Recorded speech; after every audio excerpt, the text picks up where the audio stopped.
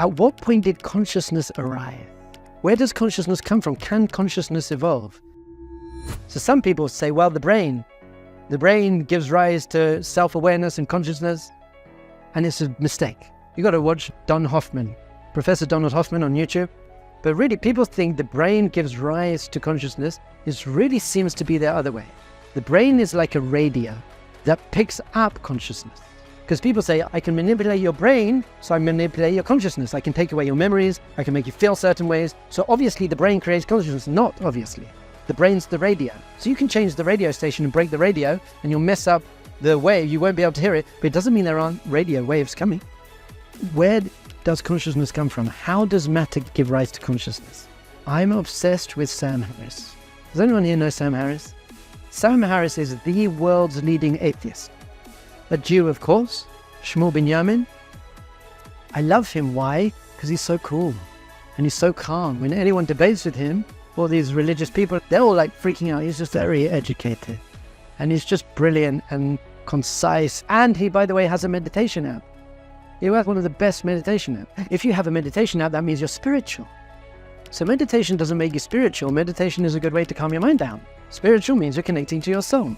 So I looked up and I found this video on YouTube by Sam Harris. How does matter give rise to consciousness? Sam Harris, the world's leading atheist. How does matter give rise to consciousness? I was like, oh my goodness, Sam's going to answer the question now. He's going to explain, because I don't think matter can give rise to consciousness. I think consciousness is primary. Consciousness gives rise to matter.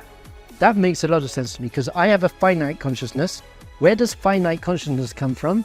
And once again, Professor Don Hoffman is showing that there's only consciousness. All the building blocks of the world, we have quantum physics now. You break down that chair, you break down your nose, you break down anything you break down, it's actually made up of the same building blocks. Quarks and energy, waves and particles. Actually, by the way, they're saying there's something called the unified field theory. That there's actually only one substance of all existence. The Torah said that 4,000 years ago. We've been saying that for very, very many years.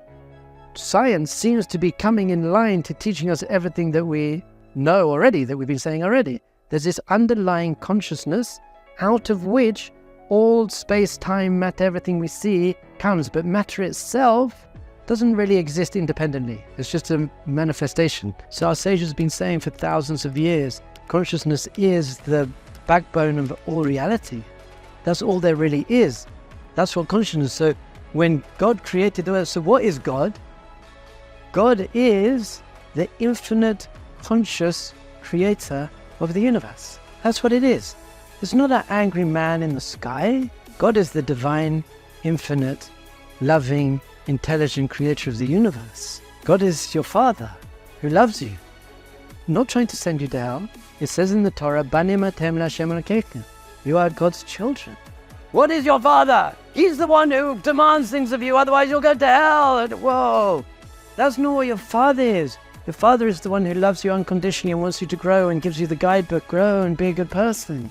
Can God get angry? Can divine infinite consciousness get angry? Anger is a terrible character trait. It shows a lacking in you. I don't even get angry with my children. Huh? But the Torah says that God gets angry all the time. God's getting, you read the Torah, God's getting angry all the time. It also says in the Torah that God took us out of Egypt with a strong right hand. No one thinks God has a strong right hand. So clearly the Torah is written in metaphors so we can understand. Just like your father might get upset with you, so Hashem gets upset with you, but God doesn't get angry, loves you unconditionally. By the way, does want things for you. One of my favorite books, by the way, is called The Untethered Soul. Michael Singer, a Jew as well. I've written a commentary on The Untethered Soul called The Retethered Soul, because he's only really got half of the picture. But at one point, he talks about God. God is like your mother, unconditionally loving, and she's your mother who loves you, she loves her child, and they can do no wrong in her eyes.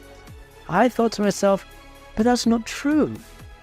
If a mother loves the child, you can do something wrong. Not against me, but for your own sake. A mother wants the child to grow.